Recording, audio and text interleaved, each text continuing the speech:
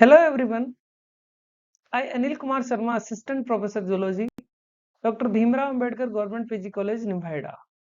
Today we will discuss about tissue or organ transplantation. इस presentation में हम कुछ इस प्रकार से के टॉपिक्स जो ऑर्गन या टिश्यू ट्रांसप्लांटेशन से रिलेटेड है उनके बारे में डिस्कस करेंगे। सबसे पहले टिश्यू ट्रांसप्लांटेशन का इंट्रोडक्शन, उससे रिलेटेड हिस्ट्री, ग्राफ्टिंग के प्रकार, ग्राफ्ट रिजेक्शन के कौन कौन से सिम्टम्स होते हैं और ग्राफ्ट रिजेक्शन को रोकने के कौन कौन से उपाय होते हैं उनके बारे में डिस्कस करेंगे। तो सबसे पहले इंट्रोडक्शन। टिश्यू ऑर्गन ट्रांसप्लांटेशन उस प्रोसेस को कहा जाता है जिसके अंदर किसी एक ही एनिमल में किसी एक स्थान से किसी टिश्यू सेल या ऑर्गन को उसकी ही बॉडी पर किसी अन्य स्थान पर या दो डिफरेंट एनिमल के बीच में किसी एक एनिमल से किसी ऑर्गन को लेकर या टिश्यू को लेकर या सेल को लेकर दूसरे एनिमल में ट्रांसप्लांट करना ही ट्रांसप्लांटेशन कहलाता है। जिस ऑर्गन, जिस टिश्यू या जिस सेल को रिप्लेस किया जाएगा या ट्रांसप्लांट किया जाएगा उसको ट्रांसप्लांट या ग्राफ्ट कहा जाता है। जनरली ग्राफ्टिंग की जो प्रोसेस होती है प्लांट में यूज होती है, लेकिन एनिमल में ट्रांसप्लांटेशन वर्ड यूज किया जाता है। तो जिस टिश्यू को लिया जाता है ग्राफ्टिंग के लिए उसको ट्रांसप्लांट कहते हैं। जिस एनिमल से लिया जाता है, जो ऑर्गेनिज्म देगा उसको डोनर कहा जाता है। जो लेने वाला है जिसके अंदर उसको ट्रांसप्लांट किया जाएगा उसको रेसिपिएंट कहते हैं। ये है तीन टर्म है इसके अंदर: transplant, transplantation, donor and last recipient.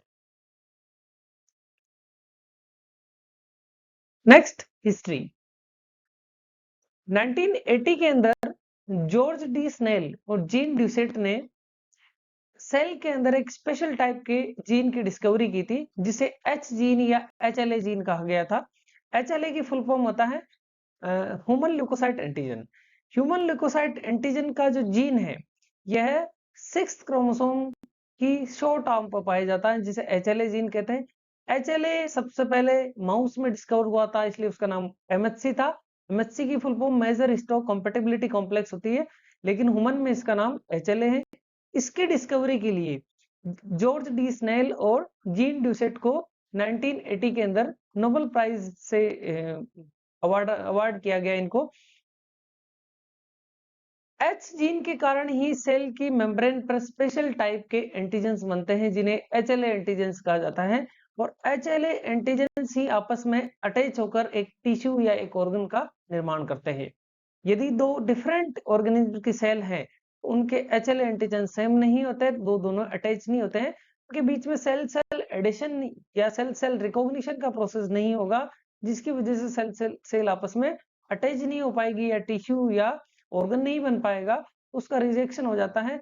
तो एक मार्कर के फॉर्म के अंदर हर एक इंडिविजुअल की सेल के ऊपर HLA जीन के H एंटीजेंस पाए जाते हैं जो स्पेसिफाई करते हैं कि ये पर्टिकुलर एक एनिमल की सेल्स को।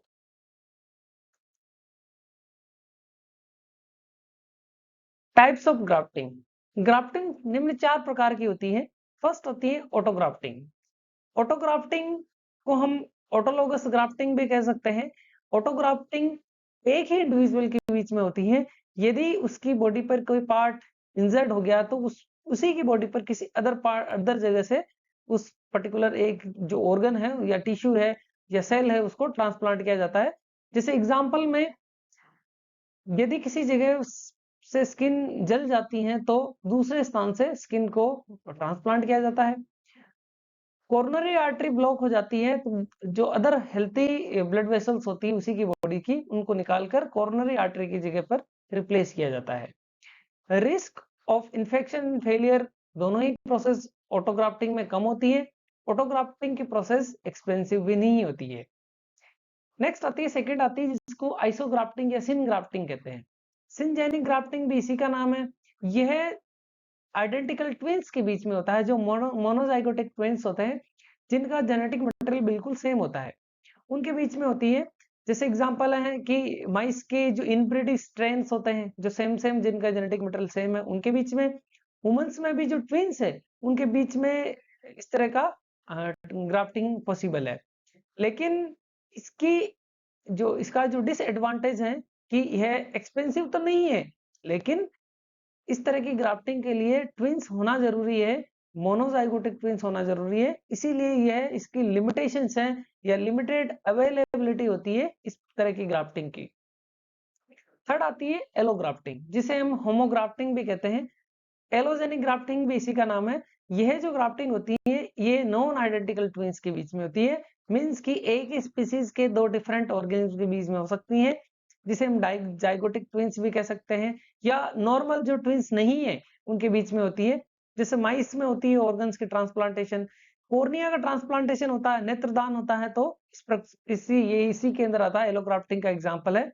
नेत्रदान या कॉर्निया का ट्रांसप्लांटेशन रेसिपिएंट से निकालने के 3 दिन के अंदर ही होता है। इसी तरह से हार्ट का ट्रांसप्लांटेशन भी 12 घंटे के अंदर ही होता है। किडनी का ट्रांसप्लांटेशन भी 12 आवर के बीच में ही होता है। लिवर का ट्रांसप्लांटेशन होस्ट से लेने के बाद में डोनर से लेने के बाद में रेसिपिएंट के अंदर उसका ट्रांसप्लांटेशन विदिन 6 आवर के अंदर किया जाता है। लेकिन एलोग्राफ्टिंग में एचएलए एंटीजेंस डिफरेंट होने की वजह से रिस्क ऑफ इन्फेक्शन फेलियर जो है वो ज्यादा रहती है, एक्सपेंसिव भी होते हैं, और डिजीज ट्रांसमिशन जो है वो है उसका खतरा बढ़ सकता है, क्योंकि हो सकता है कि डोनर के अंदर कोई स्पेसिफिक डिजीज हो, वह रेसिपिएंट में भी ट्रांसमिशन हो सकता है उसका। लास्ट आती है जीनोग्राफ्टिंग। जीनोग्राफ्टिंग को हम हेटेरोग्राफ्टिंग भी कहते हैं या हेटेरोजेनिक ग्राफ्टिंग भी कहते हैं। यह डिफरेंट स्पीसीज के मेंबर्स के बीच में होती है। जैसे एग्जांपल है कि बैबून की बॉडी से हार्ट और किडनी को लेकर ह्यूमन में ट्रांसप्लांट करना, पिग से भी लिया जाता है, तो यह जीनोग्राफ्टिंग है। जीनोग्राफ्टिंग के अंदर भी रिस्क ऑफ इन्फेक्शन और फेलियर की जो रिस्क है वो सबसे ज्यादा होती है, एक्सपेंसिव भी ज्यादा होता है, डिजीज ट्रांसमिशन का खतरा भी सबसे ज्यादा होता है इसके अंदर। तो ये कुछ इस प्रकार से ग्राफ्टिंग के टाइप्स है। जैसे फर्स्ट जिसमें ऑटोग्राफ्टिंग में एक ही इंडिविजुअल के एक स्थान से दूसरे स्थान पर ट्रांसप्लांटेशन होता है। आइसोग्राफ्टिंग ट्विंस के बीच में हो रही है। एक स्पीसीज के दो डिफरेंट मेंबर्स के बीच में एलोग्राफ्टिंग होती है, और दो डिफरेंट स्पीसीज के मेंबर्स के बीच में जीनोग्राफ्टिंग होती है। Symptoms of graft rejection.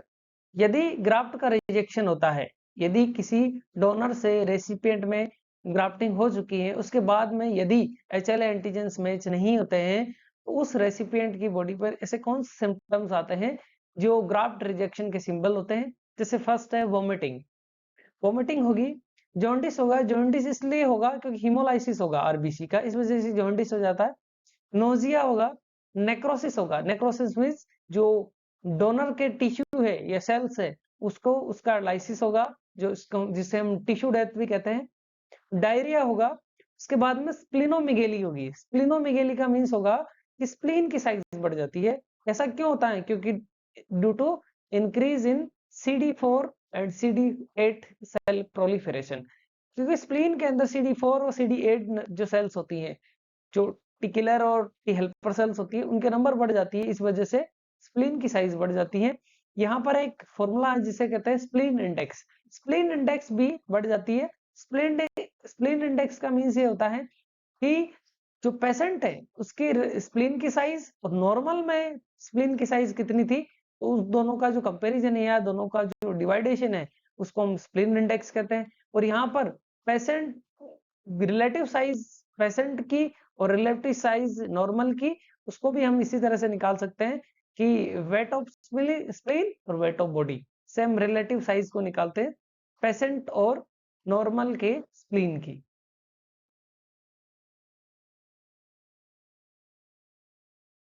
Prevention from graft rejection. यदि ग्राफ्ट का रिजेक्शन होता है या उससे रोकने के लिए हम पहले से ही निम्न प्रकार के कुछ इस प्रकार से उपाय करते हैं। सबसे पहला आता है ब्लड ग्रुप मैचिंग। सबसे पहले जब ग्राफ्ट रिजेक्शन को रोकना है, तो सबसे पहले जब ट्रांसप्लांटेशन होता है तो ब्लड ग्रुप की मैचिंग सबसे पहले जरूरी होती है कि ब्लड ग्रुप सेम होना चाहिए, तभी टिश्यू ट्रांसप्लांटेशन पॉसिबल होता है। सेकंड आता है एचएलए मैचिंग। एचएलए जिसके बारे में हमने अभी डिस्कस किया था। HLA की full form human leukocyte antigen है। HLA दो प्रकार के होते हैं, HLA क्लास फर्स्ट और HLA class second. Class first के जो HLA होते हैं वो अपनी बॉडी की सभी सेल्स पर पाए जाते हैं, आरबीसी और स्पर्म्स को छोड़कर सभी सेल्स पे होते हैं। HLA और HLA से क्लास सेकंड के जो होते हैं सिर्फ अपनी बॉडी में 4 प्रकार की सेल्स पे मिलते हैं, बी सेल्स के ऊपर, मैक्रोफेजेस के ऊपर और मास्ट सेल के ऊपर और एक टी किलर सेल्स के ऊपर। इनके ऊपर HLA सेकंड पाए जाते हैं। यहाँ टी किलर नहीं, टी हेल्पर सेल्स। यहाँ पर HLA फर्स्ट सभी सेल्स के ऊपर पाया जाता है। यही ग्राफ्ट रिजेक्शन या ग्राफ्ट एक्सेप्टेंस के लिए रेस्पॉन्सिबल होता है। इसकी स्ट्रक्चर के अंदर दो सब यूनिट होती है, इसमें एक अल्फा सब यूनिट होती है, एक बीटा सब यूनिट होती है। अल्फा सब यूनिट के अंदर 3 डोमेन बने होते हैं, अल्फा 1, अल्फा 2 और अल्फा 3। बीटा एक ही डोमेन होता है जिससे हम बीटा 2 माइक्रोग्लोबुलिन कहते हैं। ये अगर दो डिफरेंट सेल्स हैं जिनके HLA सेम है तो ये HLA और दोनों सेल्स के HLA आपस में बाइंड होते हैं, बीच में पेप्टाइड बाइंडिंग प्लेटफॉर्म होता है, उसकी सहायता से जुड़ते हैं और ग्राफ्ट का रिजेक्शन होने से रोका जाता है, रुकता है। यदि लेकिन दो डिफरेंट इंडिविजुअल है जिनके HLA मैच नहीं हो रहे, तो इस प्रकार ट्रांसप्लांटेशन हो जाता है तो ग्राफ्ट का रिजेक्शन होगा, क्योंकि HLA मैच नहीं होगा और उस पर्टिकुलर HLA के लिए जो बाहर से आया है, जो फॉरेन है, उसके लिए इम्यून सिस्टम एक्टिवेट होगा और एंटीबॉडी बनाई जाएगी। HLA मैच होना जरूरी होता है। तीसरा होता है immunosuppression. Immunosuppression means prevention of antibody formation against graft in recipient body using immunosuppressive drugs और radiations.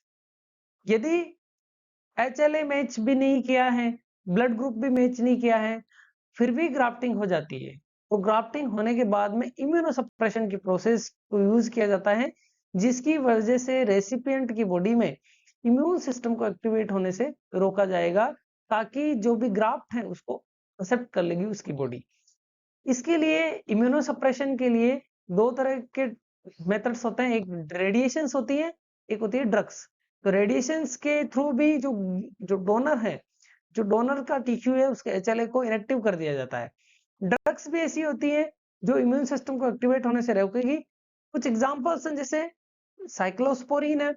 Cyclosporin helper T cell के मैच्योरेशन को रोकेगी, जिसकी वजह से किलर टी सेल भी एक्टिवेट नहीं होगी, बी सेल भी एक्टिवेट नहीं होगी और इम्यून सिस्टम भी एक्टिवेट नहीं होगा और एंटीबॉडी नहीं बनेगी। सेकंड आती है ग्लूकोकॉर्टिकॉइड हार्मोन से। ये एड्रिनल कॉर्टेक्स से भी निकाले जा सकते हैं। ये prevention of growth of lymphatic tissues, ये लिम्फेटिक टिश्यूज की ग्रोथ को रोकते हैं, जिससे जो ल्यूकोसाइट्स है उनकी नंबर भी कमी बनी रहती है इन हार्मोन्स की वजह से। थर्ड ड्रग आती है जिसे आइम्यूरेन या एजोथायोप्राइन कहते हैं। यह लिम्फेटिक पूरे लिम्फेटिक सिस्टम की ग्रोथ को रोक देती है, जिसकी वजह से भी इम्यून सिस्टम एक्टिवेट नहीं होगा।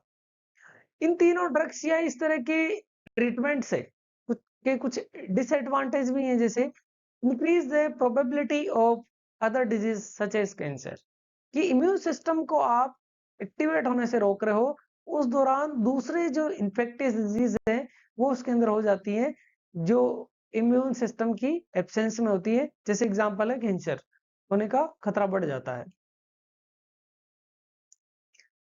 लास्ट में world organ day, donation day 13 अगस्त को सेलिब्रेट होता है प्रतिवर्ष।